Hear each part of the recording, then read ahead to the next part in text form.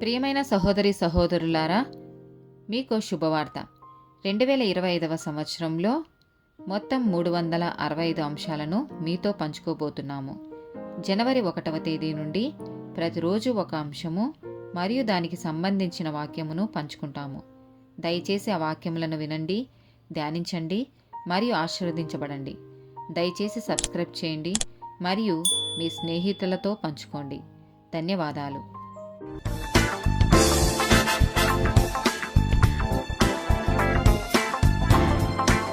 133 day topic దేవుని భయం. సామెతల గ్రంథము 1వ అధ్యాయము 7వ వచనము. యెహోవా యందు భయభక్తులు కలిగి ఉండుట తెలివికి మూలము. మూర్ఖులు జ్ఞానమును ఉపదేశమును తిరస్కరించుదురు.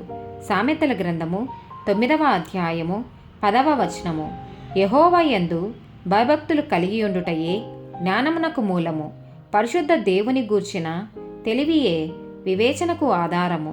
ద్వితీయోపదేశకాండము 10వ అధ్యాయము 12, 13 వచనాలు. కాబట్టి ఇశ్రాయేలు, నీ దేవుడైన యెహోవాకు భయపడి ఆయన మార్గములన్నిటిలో నడుచుచు ఆయనను ప్రేమించి నీ దేవుడైన యెహోవాను నీ పూర్ణ మనసుతోనూ నీ పూర్ణ ఆత్మతోనూ సేవించి నీ మేలు కొరకు నేడు నేను నీకాజ్ఞాపించు యెహోవా ఆజ్ఞలను కట్టడలను అనుసరించి నడుచుకొందునను మాట కాక, నీ దేవుడైన యెహోవా నిన్ను మరి ఏమి అడుగుచున్నాడు? నిర్గమకాండము 20వ అధ్యాయము 18 నుండి 21 వచనాలు. ప్రజలందరూ ఆ ఉరుములు, ఆ మెరుపులు, ఆ బూర ధ్వనియు, ఆ పర్వత ధూమమును చూచి భయపడి తొలగి దూరముగా నిలిచి మోషేతో ఇట్లనిరి, నీవు మాతో మాట్లాడుము, మేము విందుము. దేవుడు మాతో మాట్లాడిన ఎడల మేము చనిపోదుము. అందుకు మోషే, భయపడకుడి, మిమ్ము పరీక్షించుటకును మీరు పాపము చేయకుండునట్లు ఆయన భయము మీకు కలుగుటకును దేవుడు వేంచేసెనని ప్రజలతో చెప్పెను. ప్రజలు దూరముగా నిలిచిరి. మోషే దేవుడున్న ఆ గాఢాంధకారమునకు సమీపింపగా, హెబ్రీలకు రాసిన పత్రిక 10వ అధ్యాయము 31వ వచనము. జీవము గల దేవుని చేతిలో పడుట భయంకరము. హెబ్రీలకు రాసిన పత్రిక 12వ అధ్యాయము 28, 29 వచనాలు. అందువలన మనము నిశ్చలమైన రాజ్యమును పొంది దైవ కృప కలిగి ఉందము. ఆ కృప కలిగి వినయ భయభక్తులతో దేవునికి ప్రీతికరమైన సేవ చేయుదము. ఏలయనగా మన దేవుడు దహించు అగ్ని అయ్యున్నాడు. ప్రసంగి గ్రంథము 12వ అధ్యాయము 13, 14 వచనాలు. ఇదంతయు వినిన తరువాత తేలిన ఫలితార్థమిదే.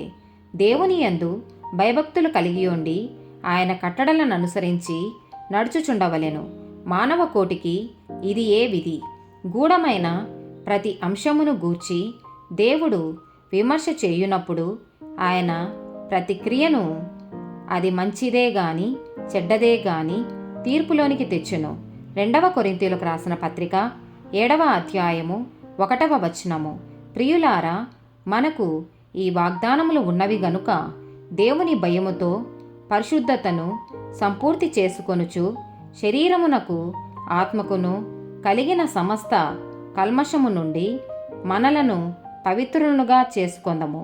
అపోస్తుల కార్యములు 9వ అధ్యాయము 31వ వచనము.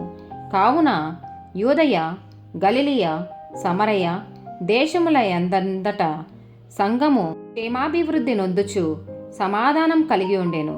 మరియు ప్రభువునందు భయమును పరిశుద్ధాత్మ ఆదరణయు కలిగి నడుచుకొనుచు విస్తరించుచుండెను. ఆమేన్.